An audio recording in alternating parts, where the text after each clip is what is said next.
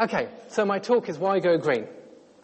And going green without compromising on your sense of style. So it would have been hard not to have noticed that we're living in a world where green changes are starting to happen.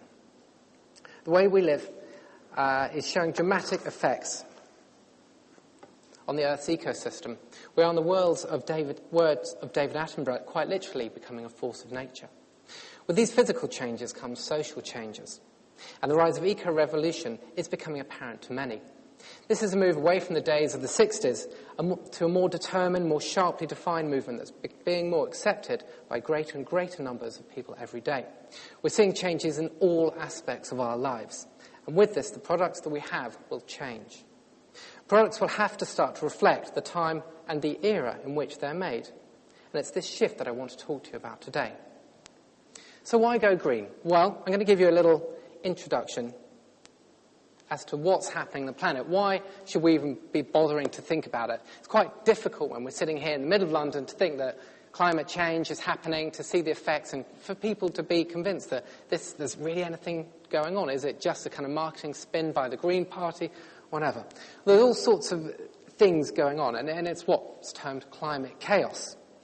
And this is happening for lots of different reasons. I'm just going to go over the kind of a brief summary of the sort of areas where we're noticing changes. So first of all, it's been a dramatic rise in CO2 emissions and greenhouse gases. Now this is coming from all sorts of different places. It's coming from transport, from industry, from businesses, and from our homes. Now our homes in England create about 29% of all the CO2 that's being emitted in the UK. And on average, each home creates 6 tons of CO2, of which if people started to think about it and used their homes more environmentally, they could actually save up to a third of that CO2 emissions. So all around the world, what we're seeing is that glaciers are melting. Hopefully you can all see this. This is a picture of Curi-Calas Glacier in Peru. A picture taken in 1978. It's a little bit unclear because the lights are up. This is in 1978 and this is in 2006. And you can just see this outcrop of rock here, which is, again, mirrored down there. Now, in 1978, you can see that all the glacier is really filling up this valley. And in 2006, you can see that that glacier has actually turned into a lake, a meltwater lake at the bottom of the valley. This is happening all over the place. This is the Columbia Glacier in Alaska. And what we can see here is the melting of the glacier from the 1980s to 2005. Now, glaciers do melt every year and then they refreeze, but the rate at which they're decreasing at the moment is very, very marked and very dramatic. So this is 1980. And really, a lot of the changes that we're seeing have happened since really the early to mid-70s, when the cumulative effect of all the CO2 emissions are starting to take hold and actually affect the climate. So this is the 1980, then 1984, 87, 89, 93, 97, right up here in 2005. And this is the line of where the glacier is now. Desertification and drought is happening in places all over the world. So the spread of deserts is happening, encroaching into areas that people would otherwise have used. This is actually in the Nile Valley in Egypt. But equally, this is China in 2005. And the pictures are not actually so dissimilar from the sorts of pictures we were seeing this year in London from the likes of Hyde Park, where I think they were kind of calling it Desert Hyde Park, because there's been so little rain and just the grass is dying out more and more. On the flip side of all this drought is flooding. Now, climate chaos is, as it suggests, very unpredictable.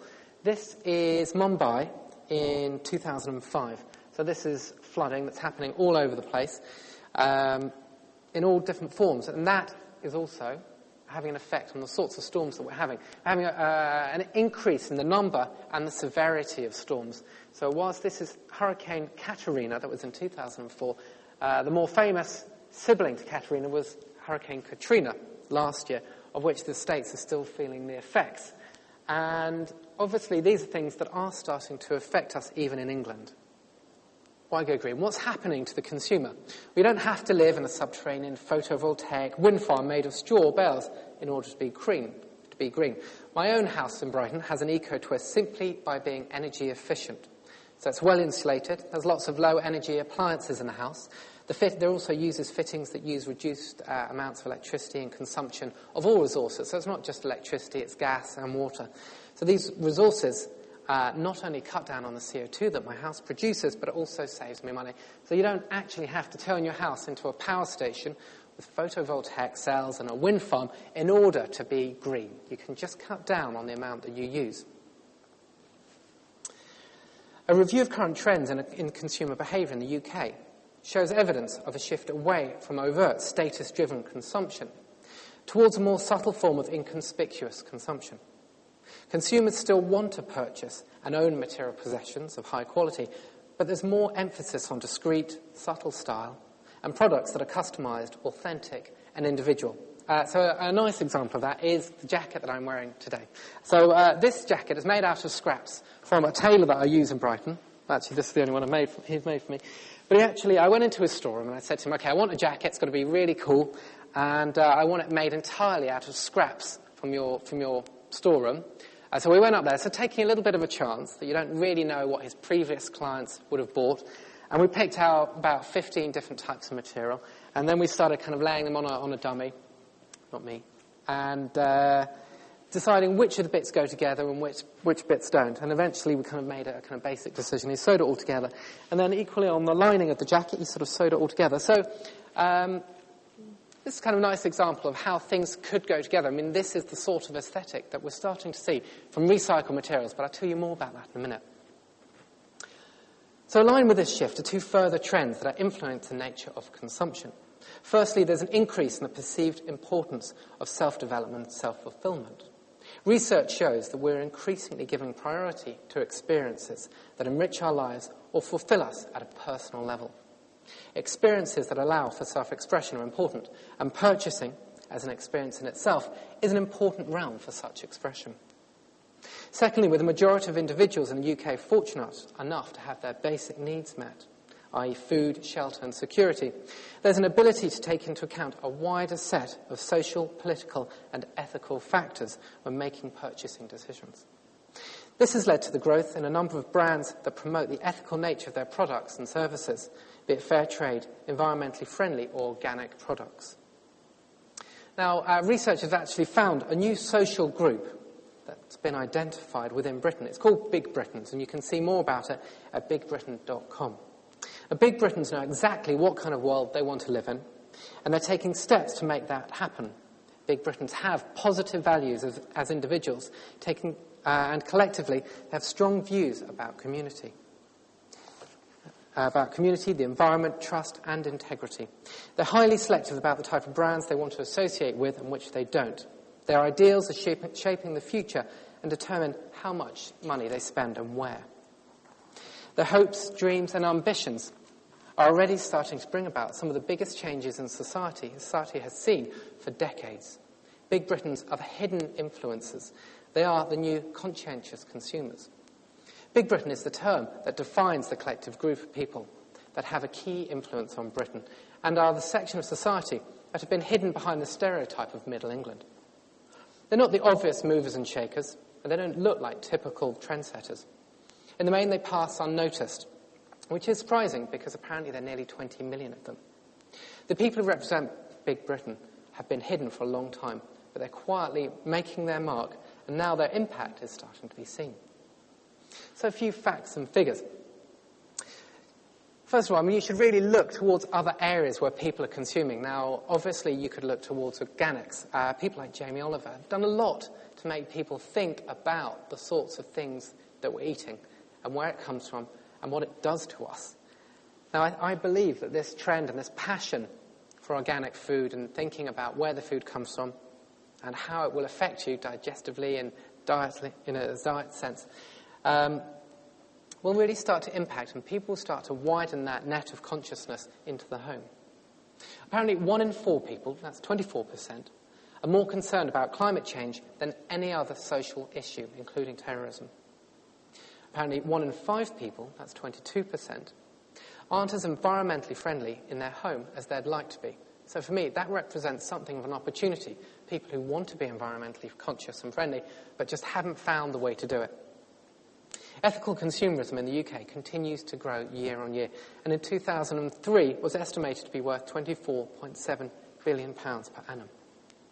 A Mori survey conducted in that year identified a hard core of corporate social responsibility activists, comprising of around 15% of the British public. That's almost 7 million adults. This group are potentially a very influential target group for ethical businesses. They are more likely to be middle-aged, from higher social grades, that's ABC1, read broadsheet newspapers, and have a third level degree.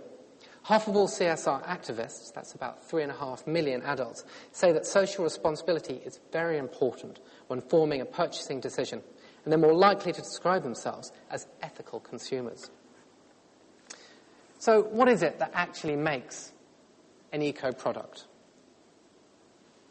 Well, there are all sorts of natural materials that we're already very familiar with, things such as wood, wool, glass, felt. All these things have the opportunity to be created in a sustainable way. But there's also a very exciting new palette of materials, and for designers this is opening up lots of possibilities, not only about the sorts of things that products are made of, but also in the way that products are being used. And for me, as a designer, that's really exciting. There's something, you could say, of an eco-revolution going on in the sorts of materials that we're seeing.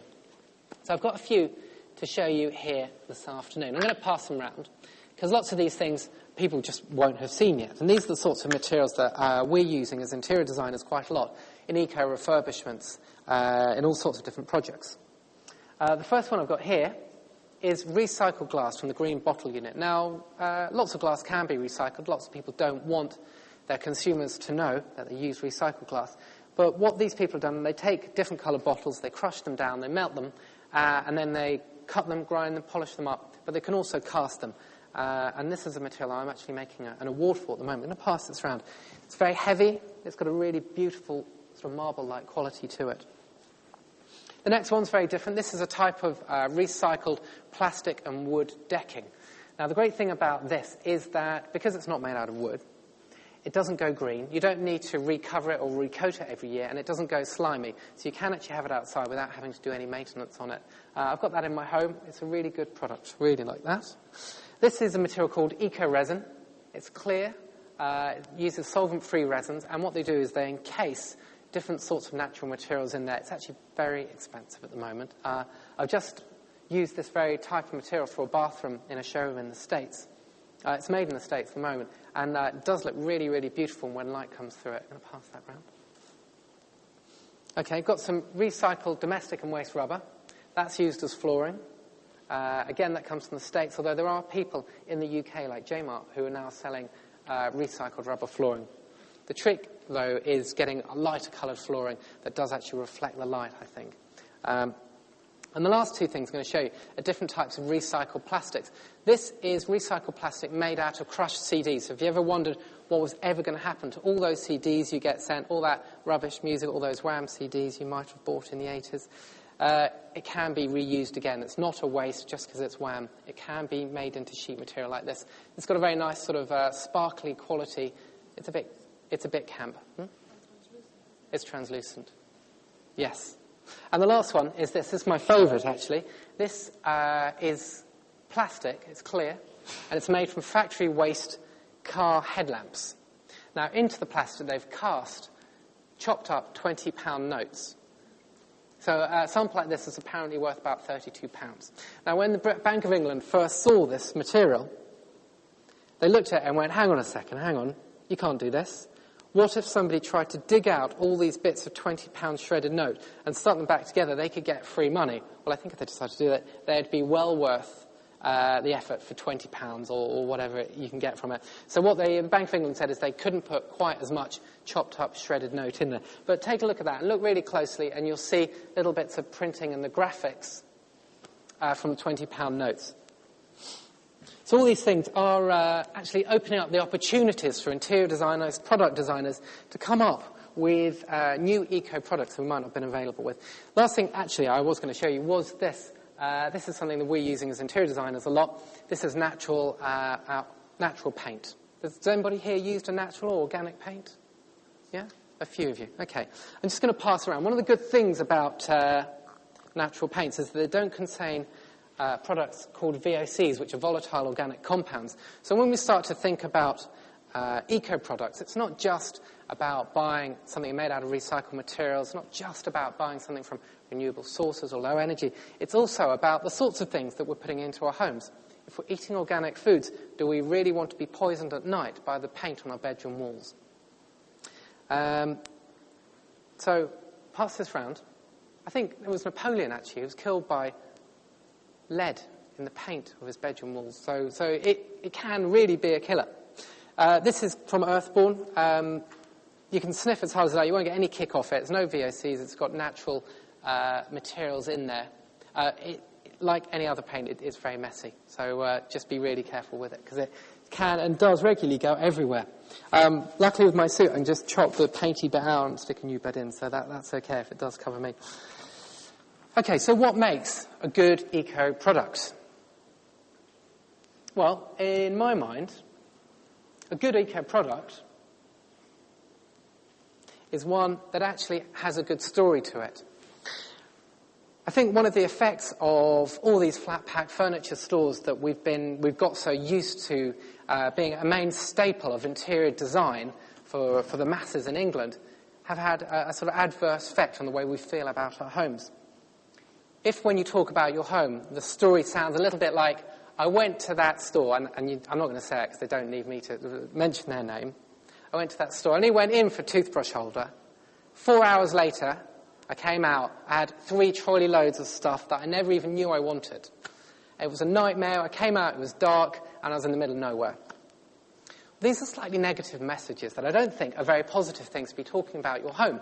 Your home, after all, has to reflect you, your character, your identity, your passions. You should feel comfortable in them. You should feel happy about people seeing around your home and having an idea of who you are by the things that you own. So good eco-products for me are the things that have good stories. Lots of the products that I'm going to show you in a minute have really nice stories. They're made by communities in India.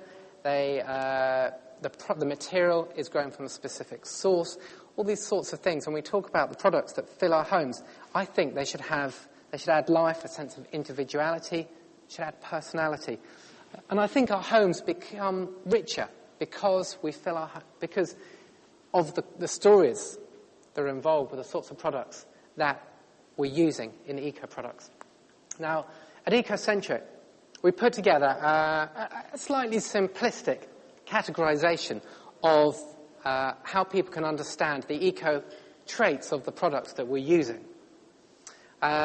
This was originally a much bigger list, but we decided to cut it down because we didn't want to baffle people. There's an awful lot of information out there about eco-products in all different ways, whether it's organics, whether it's low-energy products, reusable, recycled products. It's quite a complicated field, and we think it's important that we act as an educational device, that people start to understand that some plastics are inherently more wasteful than others, that they produce more CO2 because they use more petrochemicals, and other products are better. And there is a basic hierarchy. Ideally, you don't want all products to be made using very little energy or to use very little energy in their everyday use. Now that's because if they use little energy, obviously they make much less CO2. So the first category is low energy. These actually aren't in order, which is a bit messy, but the next thing down on the hierarchy is our sustainable products. So sustainable products are things like wood, wool and felt that come from a renewable and well-managed source. So for instance, if you buy a wooden table, you should look for the FSC logo, which is the Forest Stewardship Committee logo. Now, they're the committee that say whether a piece of wood is from a sustainable, renewable, well-managed source. So when one tree is chopped down, another one's replanted. So that's sustainable products. Then we've got recycled and recyclable. Now, there's a difference in these, obviously. I should show you some products. I'm thinking. I'm just going to go back a little bit. These, okay, 2 low-energy products for you here. You can smell the professionalism, can't you? Okay, 2 low-energy products, quite different. This is a low-energy product because it was designed to be used with a low-energy bulb. You simply put the low-energy bulb in there. Because low-energy bulbs don't produce heat like conventional tungsten bulbs, there's a much wider range of materials, not only plastics, such as this, which is polypropylene, which is also very recyclable, but also things like felt and paper can be used next to low-energy bulbs. Now also, this is a low-energy product simply because it's handmade. Now ideally, a handmade product would be made in the UK to cut down on the amount of carbon that's used in its transport, but there's a nice sense that the people who made these did make them without heavy industry. Okay, so some sustainable products. These are storage jars or plant pot holders that are made out of coir, or jute, I think.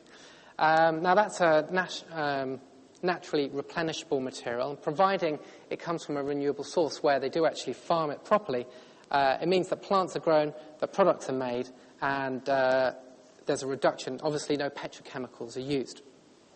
Equally, this candle uses just natural vegetable oils in its manufacturing. You can recycle the glass outer container. Now, the good thing about the candle itself, okay, so it uses natural fragrances, natural vegetable oils. When you burn it, you don't get any of that sooty, black, acrid smoke that you do with conventional candles. So you don't get all that kind of stuff burning around in your home, which, in my mind, seems like a good idea if you're going to have a scented candle, not to fill your home with black soot. These are towels made out of organic cotton. I don't know if you know it, but cotton actually uses about a third of all the pesticides and insecticides that are used in the world go into cotton. So organic cotton towels have the advantage of not allowing those chemicals to seep into the water system. Now this is an example of a recyclable product. This is made out of sheet polypropylene. Now, should you ever get bored of it, if you don't want it anymore, you could either obviously give it to a charity shop, somebody else could use it, or you could pop it in your recycling bin. Polypropylene can be recycled very easily. Now, this is what you would probably call a recycled product. Now, with recycled products, what happens is the material gets taken, it undergoes a mechanical process, so it's chopped up, and then re-put together and turned into a new product. So there's a slight difference between reuse and recycle, but I would say this one sort of falls in between because it's obviously had some level of mechanical process. Now, this is actually made out of, I don't know if you can see, magazine and newspaper pages that makes this up. So it's very, very textural, really beautiful to hold, actually, as you just put your hands through there. You can actually look through the pages. If you're lucky, you'll find a Lonely Hearts column. Find your soulmate as well. And I think it comes from India. I'm not quite sure where it comes from. Anyway, these are a really nice recycled products. And it's got a removable aluminium spun core in there that actually allows you to hold plants, flowers, a little bit of water, whatever. Now, the only one aspect that isn't on this categorization is fair trade products. Now, fair trade is something that we're seeing a lot more of in the food world, seeing in banana manufacturing and coffee. But it's yet to really make a big impact in interiors products. And that's because simply the Fair Trade Organisation haven't recognised that many manufacturing schemes. This is a...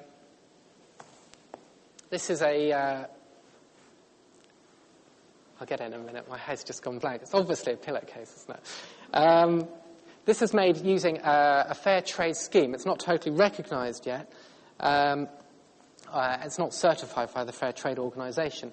But the woman who manufactures it is very conscious of the whole process, where the cotton comes from, how the cotton then gets manufactured into a thread, how the thread gets manufactured into the pillowcase, and where it all comes from. And in that respect, having a full understanding about the products that you're selling is really important.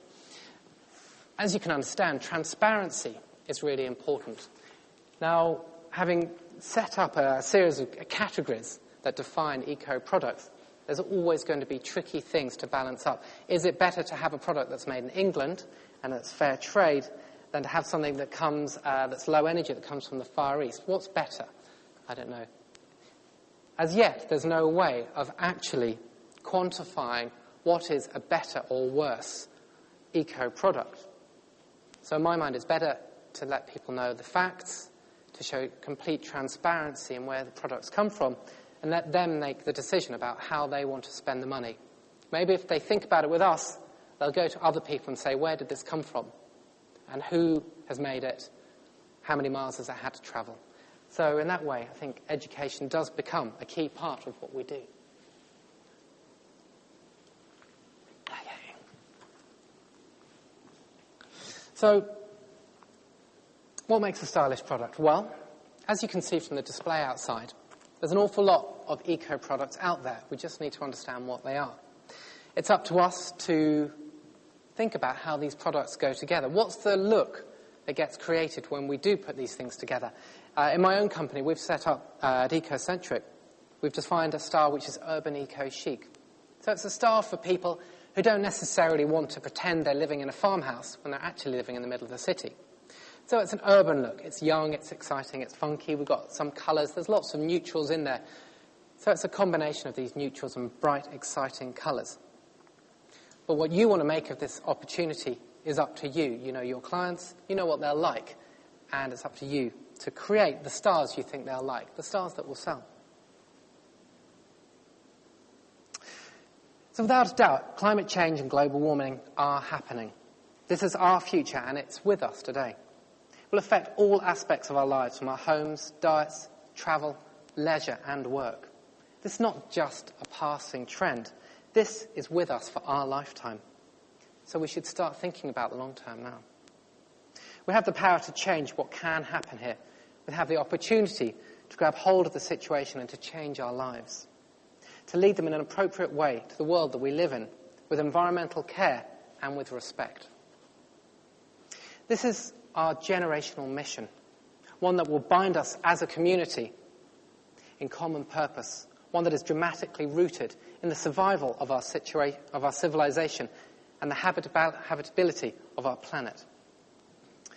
These are heavy issues, but what I really want to do is take the guilt out of this and see it as a series of positive messages, of possibilities and opportunity. After all, this is our equivalent of the Industrial Revolution, when the world will quite literally have to change its course. We have the opportunity to key into consumers' conscious and subconscious wishes by offering environmentally thoughtful products, products that people will love, products that have character, identity, stories, and of course, being a designer, products that don't compromise on their sense of style. That's it. Thank you very much.